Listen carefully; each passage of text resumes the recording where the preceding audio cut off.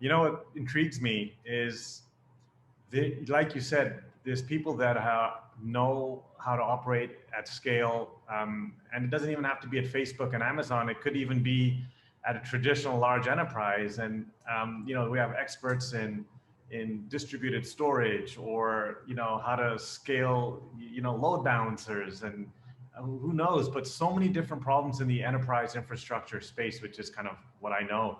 Uh, and if you just look at, let's say, Los Angeles, or I don't know, Dallas, and places where there's like lots of enterprises, and there's all these people working in these enterprises. I mean, if I could tap their brains, I bet that there would be so much wealth of knowledge that they could probably turn into businesses. But it doesn't happen. It's like we see innovation happening more at the edge, in more in the digital realm. What do you have to say about that? Is it more of a geographic thing, or yeah? No, I don't think it's geographic. I think that technology historically has been geographically concentrated in the Bay Area for a variety, at least within the US, for a variety of reasons. In part, it's because you had a cluster of people who were like-minded building systems, and you had the educational environment around it and venture capital around it. And so you get clusters of expertise, just like financial services in New York, Hollywood, creative talent, the futures markets or the exchanges in Chicago. And so these, clusters of knowledge form. The infrastructure of the internet is now built, and the tools to collaborate in remote environments is improved to the point where people can be in different places and still be very successful. And that's one thing that's changing about society. But I do think most people aren't oriented towards being entrepreneurs. I don't even think it's necessarily a healthy thing for most people. It is incredibly stressful. It's not a surefire way to make money. I'd say more people do poorly economically relative to staying at bigger companies. It's a lot more responsibility and pressure. I think people suffer from health issues and stress-related issues.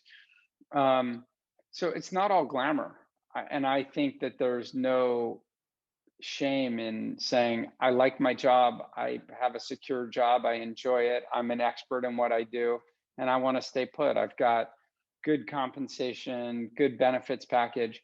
And what's right for somebody there is not right for somebody else. It didn't work for me because my brain isn't wired that way. And I too quickly would tell someone to fuck off and get in trouble, for speaking my mind.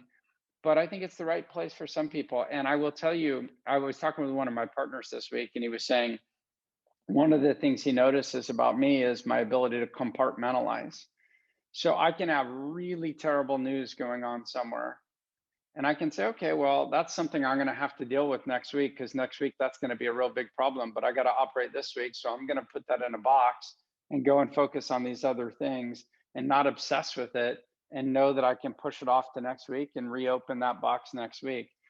To be a great entrepreneur, you have to suspend disbelief, because in all probability, you're not going to exist. The chances of you raising more money, outfoxing all of your competitors, getting big companies to take a risk on you, like the chances for success are so improbable.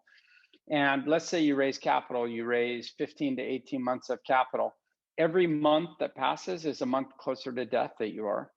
And so you're still hiring people, and you're going to tell people quit your job, and you're telling journalists to write about you, and you're telling business partners to partner with you, and consumers or enterprise to give you money.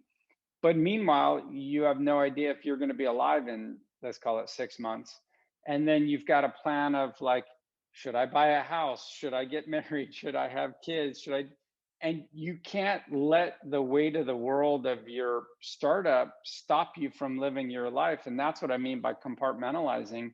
You've got to suspend disbelief and say, I know I'm going to find a way to get through this. I don't know exactly what it's going to look like, but I'm going to find a way to do this.